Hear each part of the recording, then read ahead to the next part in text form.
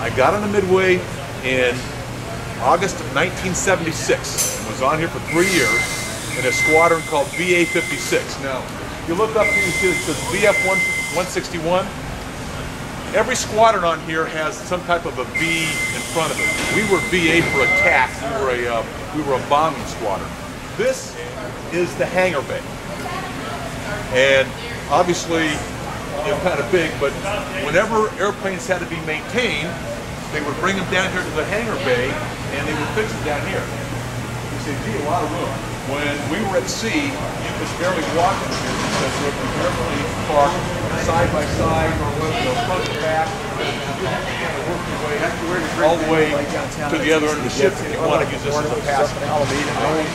This ship was stationed in Yokosuka, Japan. So I went to Japan. I spent about 5 years over there. I never spent more than 21 days in a row in Japan. The rest of the time we were at sea, and we went to a number of different ports. Where all the glass is, there's a bridge up there. In fact, there's two of them. One was the Admiral's Bridge, whenever we had an Admiral on board. The other was the captain who ran the ship. So we navigated the ship from there, and that was a nerve center for anything that was going on. Another space up in the island is called Fly, or Primary Flight Control. And that's where the air boss lived, or worked. The air boss was the guy that looked over the flight deck and was responsible for all the flight operations, much like a control tower at an airport. Okay, he was the one guy that was responsible for everything on the ground or on the deck and everything in the air within basically 3 miles of the ship. There are arresting gear cables that go across the deck. This is a little bit different than most ships. This only has 3 cables. Most of the decks have 4 cables. Okay? The reason this only had 3 is because they didn't have enough room to put a 4th one in. So the way that those cables work, they would string across the deck, and they would be connected to arresting gear engines that were down below the flight engines turning. You have airplanes moving around that have things hung on them, ordnance. These are all drop tanks, or refueling tanks that we would put extra fuel in or hung onto the airplane. So all sorts of things are going on out there, and very dangerous operation, but once again, very choreographed. When everything went very well, which it does 99% of the time, everything is just smooth as glass. Okay, so 1 potato, 2 potato, boom, like that. That's how long it takes you to get off the front end. Okay. Mechanically, the way it worked is that we would pull up to the catapult track. The jet would drop a launch bar. Okay, launch bar. Launch bar. It drops down. It's usually on the nose gear. Okay, you'll see it. We'll show you one when we get upstairs. And that launch bar would get hooked into a shuttle that is on the catapult. Okay. Now, the other thing is that behind that launch bar, they would hook up what's called a holdback fitting. So I have a launch bar trying to pull me. I have a holdback fitting that's holding me back. So I'd pull onto the catapult when I was ready to go. So I'd run my engines up to full power. I would wipe out the cockpit with my control stick, so they look at all my flight control services to make sure everything moved the way it's supposed to move. They would look to make sure I had no hydraulic leaks or fuel leaks or any type of leaks. They would give one last look to make sure that the airplane was ready to go flying. And I would be doing the same thing in the cockpit. I'd look at all my gauges. I'm full power, wiping the stick out, looking at all the gauges, make sure my engines are doing what they're supposed to do. When everything's good to go, okay, I would look up, I would see the guy that's on the deck, and I would salute him. Okay? Now my salute was a little different. Instead of doing a standard salute, I would do this, okay, which means, send me that one, boys, okay?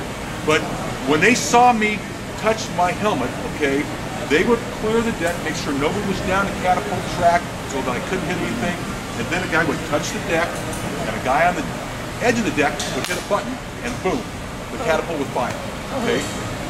So now I'm going down the deck. Now here's a scary thing. Not so scary when you do it, but the scary thing is I never have my hand on the stick, okay, going down the catapult, okay. I would put my hand right here, and the stick would just come back, and once it came back and hit my hand, I'd just grab it, and I'd start flying, okay. It was basically hands-off. I had to keep the power up, okay, but you never held on to the stick, because what would happen is that, especially with the F-18, which is the second airplane I flew on here, it had flight control computers. And if I started messing with it going down a catapult track, as soon as I got airborne, the airplane wouldn't know what to do.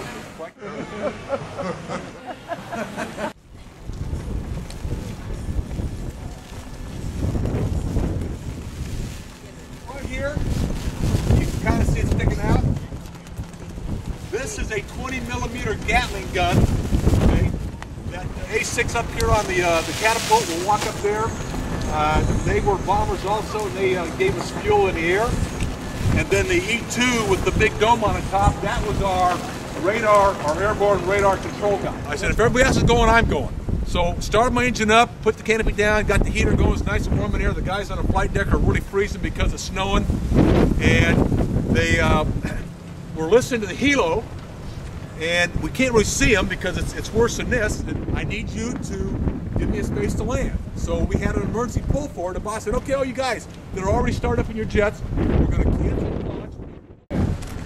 So if you look, if you can kind of see on the other side of the fence, see that little low white railing there? That's a scupper. Behind that scupper, they run pipes and stuff for fire control and things like that.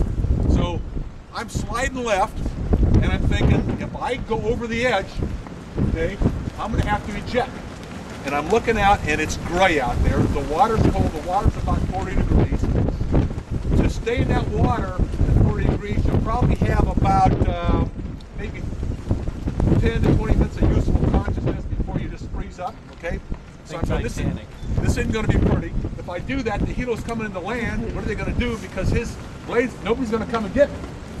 But if I have to eject, I will. So I continue to slide.